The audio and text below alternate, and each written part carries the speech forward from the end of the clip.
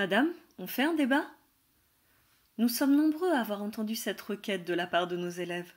Que vous ayez répondu oui, non, peut-être ou on verra à leur demande, vous vous êtes probablement tous inquiétés à l'idée de mettre en œuvre un débat en classe.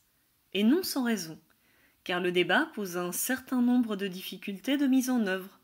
Le nombre d'élèves, souvent cité comme un obstacle, les expériences vécues ou craintes de débats ratés, car conflictuels ou ennuyeux, des obstacles matériels, des classes sans ordinateur, sans accès à Internet pour les recherches, et enfin, mais pas des moindres, la question de l'évaluation du débat. Alors pourquoi débattre? La nécessité d'apprendre aux élèves à débattre est inscrite dans les textes de référence. Ainsi, le bulletin officiel du 30 juillet 2020 et l'avis rendu par le Conseil supérieur des programmes en juillet 2020 rappellent l'importance pour les élèves d'apprendre à confronter ses jugements à ceux d'autrui dans une discussion ou un débat argumenté et réglé. Alors, comment débattre en classe et surtout, comment évaluer le débat? Nous allons vous proposer 2 séquences, une destinée aux collégiens et l'autre aux lycéens.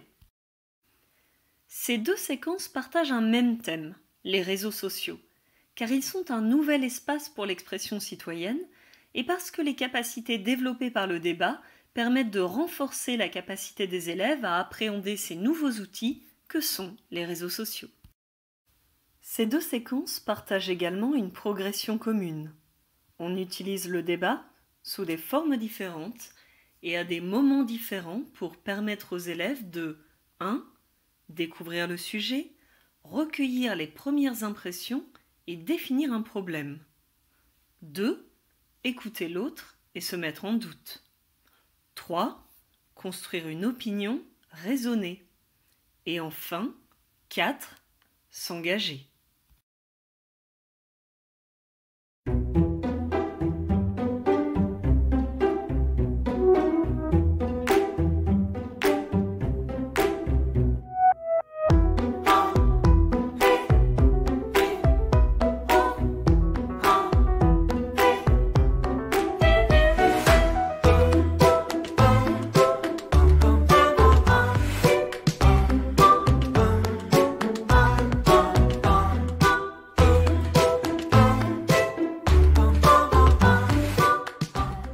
Mon objectif est de vous présenter une séquence de 4 à 5 séances destinées aux collégiens.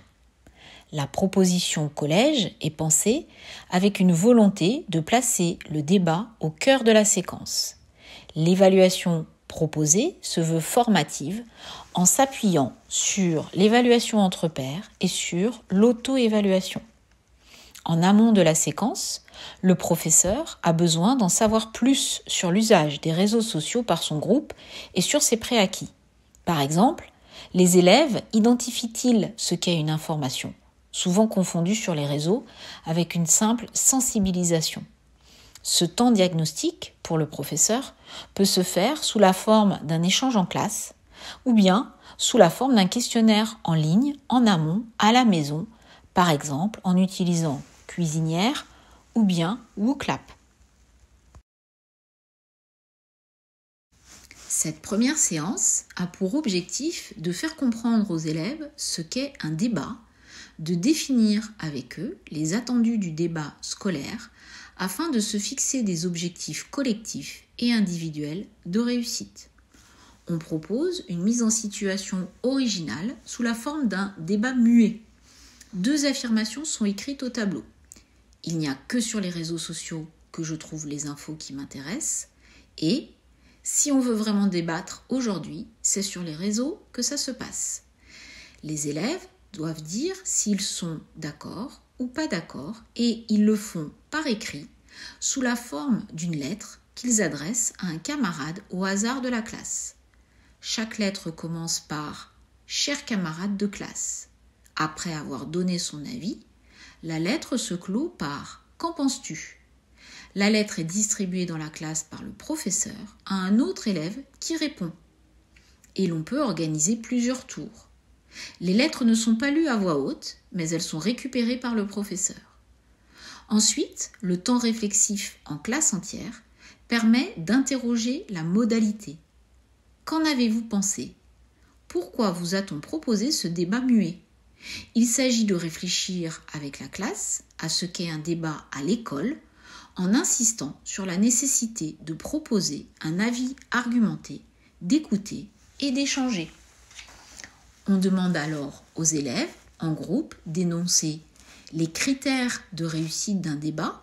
Notre débat est réussi si, les règles de prise de parole nécessaires au débat. Il ne s'agit pas alors d'obtenir un travail très abouti, mais plutôt d'amorcer une réflexion. Les critères pourront être réévalués. On part donc de ce que proposent les élèves sans chercher à l'améliorer. En fin d'heure ou à la maison, chaque élève se fixe 1 ou 2 objectifs personnels. Par exemple, participer au moins 2 fois ou ne pas couper la parole. Dans la séance 2, le professeur redistribue les lettres au premier rédacteur qui pourra s'en servir comme journal des apprentissages en y ajoutant à chaque séance, chaque fin de séance ou pour la fois suivante, ce qu'il a appris et retenu. 4 situations sont proposées. Elles sont d'abord lues par l'ensemble des élèves. Ce sont des situations qui se veulent ancrées dans une réalité de classe et que l'on peut adapter à son contexte d'enseignement. En groupe, les élèves se voient attribuer une des situations et ils l'étudient plus précisément ensemble sur un temps court, d'environ 10 minutes. Dans un deuxième temps, un débat mouvant est organisé pour chaque situation. Les élèves sont donc debout, on propose l'affirmation et les élèves se déplacent pour dire s'ils sont d'accord, à gauche de la salle par exemple, ou pas d'accord, à droite de la salle, et on réserve un espace médian, la rivière du doute, pour ceux qui hésitent. Les élèves qui ont étudié la situation ne participent pas au débat mouvant, ils sont observateurs de leurs camarades et peuvent, à l'issue du débat, se positionner. Y a-t-il eu débat ? Le débat a-t-il été réussi ? Les règles de parole ont-elles été respectées ? Des arguments ont-ils été échangés ? Le professeur peut alors rappeler les étapes argumentatives. Tout d'abord, je formule mon opinion. Je suis pour. Ensuite, j'explique. J'entends par là, donc je clarifie mon affirmation. Ensuite, j'expose mes raisons. Je justifie mon opinion en apportant des preuves. Et enfin, je cherche des exemples. On peut prendre un nouveau temps réflexif pour réinterroger la grille des attendus. La liste de nos critères de réussite est-elle à enrichir, à modifier ? Nos objectifs personnels ont-ils été atteints ? La séance 3 est une séance plus classique. Les élèves travaillent sur un court corpus documentaire afin d'approfondir la compréhension de la situation qui leur a été confiée. Le travail proposé leur demande de se questionner à quelles questions faut-il répondre pour résoudre ce cas et de rechercher des éléments de réponse dans des documents. Le corpus documentaire fourni à chaque groupe est volontairement court. Les informations tiennent sur une page A4 avec des renvois à des vidéos, ce qui suppose d'être en salle informatique ou d'utiliser le téléphone dans la salle de cours. Le professeur peut proposer des coups de pouce, par exemple, sous forme de questions pour chaque situation étudiée. La séance 4 sera celle d'un débat argumenté. On énonce 2 questions. Les réseaux sociaux sont-ils utiles ou dangereux pour s'informer ? Les réseaux sociaux sont-ils le lieu du débat ? Un débat en aquarium est cette fois organisé. Une demi-classe est positionnée au centre pour débattre et l'autre demi-classe est positionnée autour et observe. Ensuite, on inverse. On peut aussi faire travailler 2 demi-classes en parallèle ou, si c'est possible, débattre en demi-groupe. Chaque élève observateur dispose d'une grille pour observer un camarade, tant sur le fond que sur la forme. Respect des règles de prise de parole, nombre et qualité des arguments échangés, posture générale non verbale, principaux points forts et conseils pour la prochaine fois. Le professeur peut enregistrer le débat pour évaluer les élèves. La grille d'observation est remise à l'élève observé et l'observateur la commente. Cette grille peut donner lieu à une note chiffrée. À l'issue de cette séquence, on peut demander aux élèves de répondre aux questions initiales, à nouveau sous la forme d'un débat muet qui sera cette fois-ci évalué.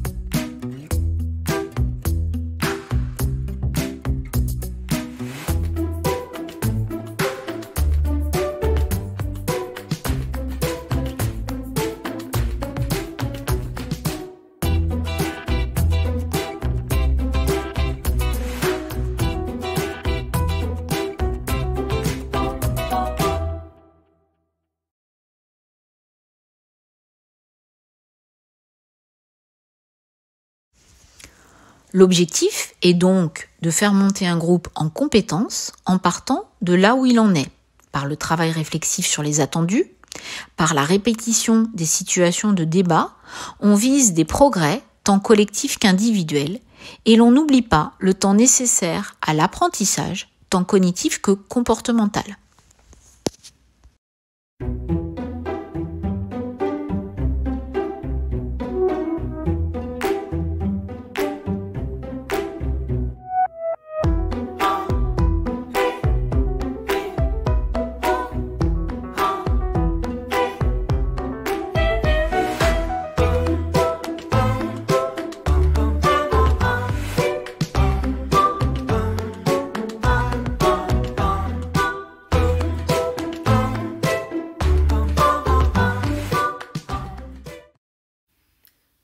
Mon objectif est de présenter en quelques minutes une séquence qui s'inscrit dans le temps long, une année scolaire, de mettre en exergue la progression entre le collège et le lycée en m'appuyant sur les propos de ma collègue, et enfin d'insister sur les formes et moments du débat.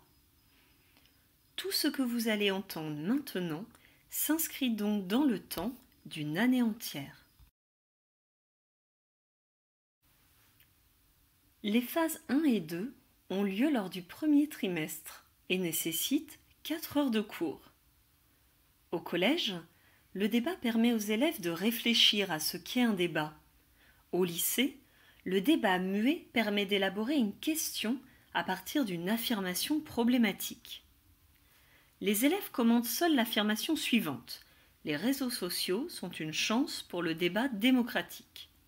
Cette réponse initiale des élèves doit être précieusement conservée. Puis, le professeur dispose sur plusieurs tables une feuille où est inscrite cette affirmation. Chacun écrit les questions et les réflexions que l'affirmation lui inspire pour former une carte mentale. Il est possible d'approuver, de contester, de prolonger. On peut envisager de faire compléter cette carte mentale en ligne. Enfin, les cartes mentales réalisées sont affichées au tableau et commentées afin de définir les termes importants de l'affirmation de départ, réseaux sociaux et débat démocratique, et de mieux cerner les enjeux, c'est-à-dire ce qui est nécessaire au débat démocratique, l'information, la participation et l'échange. Cette discussion donne lieu à un buissonnement de questions des élèves. 6 questions sont retenues par la classe, elles seront l'objet de débats. Au collège, les élèves ont appris à écouter d'autres voix et à se mettre en doute lors d'un débat mouvant. Au lycée, c'est le jeu des enveloppes qui permet de recueillir, mais aussi de comprendre les limites des opinions de ses camarades. Ainsi, dans une classe divisée en 6 îlots, les 6 questions retenues lors de la séance précédente sont notées sur 6 enveloppes qui circulent afin de permettre à chacun d'inscrire ses réponses ou ses réflexions.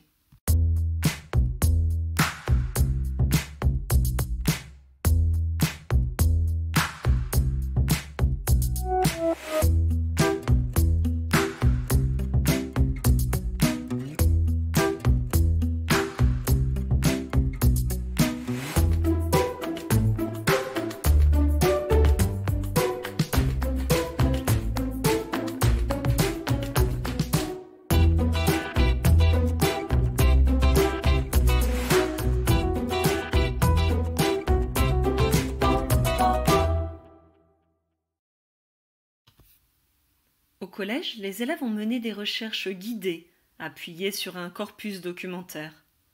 Au lycée, les recherches sont menées par les élèves en dehors du temps de cours, mais supervisées par l'enseignant grâce à un document commun en ligne. On peut ainsi utiliser l'application PAD, disponible sur monlycée.net. Pour cette phase de recherche, la classe est divisée en 12 sous-groupes, 2 à 3 élèves par groupe, ce qui permet à chaque question d'être prise en charge par 2 groupes chargés d'enrichir, de vérifier et de critiquer les idées contenues dans les enveloppes. La phase 4 intervient au second trimestre. Au collège, les élèves ont pratiqué le débat argumenté. Au lycée, le rôle de l'animateur est mis en valeur et les débats argumentés sont enregistrés sous la forme d'un court podcast afin d'être mis à la disposition de la classe comme ressource. Chaque table rassemble les 2 sous-groupes, soit 4 à 6 élèves, ayant pris en charge la même question. Un animateur est désigné dans chaque sous-groupe. Un membre débatteur du sous-groupe lit la question et présente sa réponse. Un membre de l'autre sous-groupe lui répond en la complétant ou en la contestant. Et ainsi, chacun peut intervenir à plusieurs reprises. Chaque observateur prend en charge un débatteur ou l'animateur. Le temps du débat est limité à 10 minutes. Il est suivi par un temps de dialogue entre les observateurs et les participants. Puis, les rôles sont échangés. Un temps de discussion est organisé afin de réfléchir au rôle des débatteurs et de l'animateur et d'établir une grille d'évaluation. Ici, il est possible de montrer aux élèves des exemples de débats télévisés et radiophoniques. Un second temps de débat, suivant l'organisation du premier, permet de tester la grille. Et enfin, chaque groupe enregistre un débat de 10 minutes et cet enregistrement est évalué par l'enseignant. Que se passe-t-il après le débat ? Les enregistrements seront mis à disposition des élèves afin de rédiger un écrit réflexif au 3e trimestre. Cet écrit doit commenter l'affirmation donnée lors du premier cours. Il sera comparé à la réponse initiale de l'élève afin de mesurer ses progrès. C'est pourquoi, souvenez-vous, cette réponse initiale à l'affirmation problématique devait être conservée précieusement. Pour mieux visualiser à quoi ressembleraient ces débats dans l'espace de la classe, nous vous proposons une nouvelle petite animation.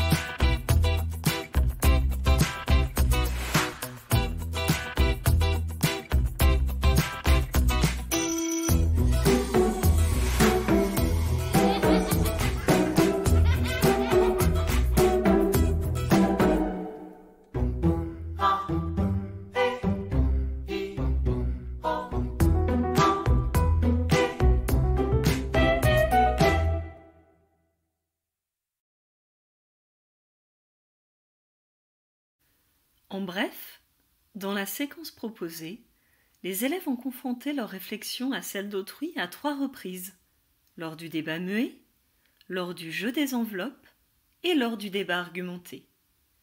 Ils ont également bénéficié de temps seuls afin de construire une opinion raisonnée sur le sujet des réseaux sociaux. Quelques prolongements possibles avant d'aborder la conclusion de cette présentation. Au collège, on peut poursuivre le travail d'esprit critique en construisant une fiche des bonnes pratiques sur les réseaux sociaux. À quelles conditions puis-je faire confiance ? Si ma confiance est diminuée, comment me positionner et à quoi être vigilant ? Au lycée, on peut favoriser l'engagement des élèves par la production d'un document, capsule vidéo, brochure, podcast, à destination d'un public plus large, établissement ou travail mis en ligne. Il s'agit alors de participer au débat sur les réseaux en utilisant les réseaux sociaux. Nous arrivons à la fin de cette présentation.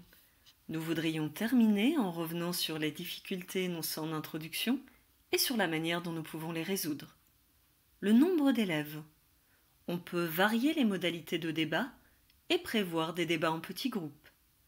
Les conflits ou l'absence d'échange. On peut engager les élèves en partant de situations concrètes ou de questions construites par les élèves eux-mêmes. L'accès aux ressources. On peut prévoir un corpus documentaire réduit au collège ou demander aux élèves de faire les recherches à la maison au lycée. L'évaluation. On peut multiplier les occasions de pratiquer le débat et évaluer la progression des élèves par un journal de bord, l'enregistrement des débats ou un écrit réflexif.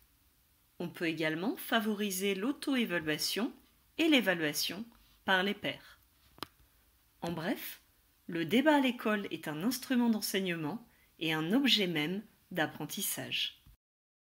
Pour aller plus loin, nous vous proposons quelques lectures, podcasts et jeux. À bientôt!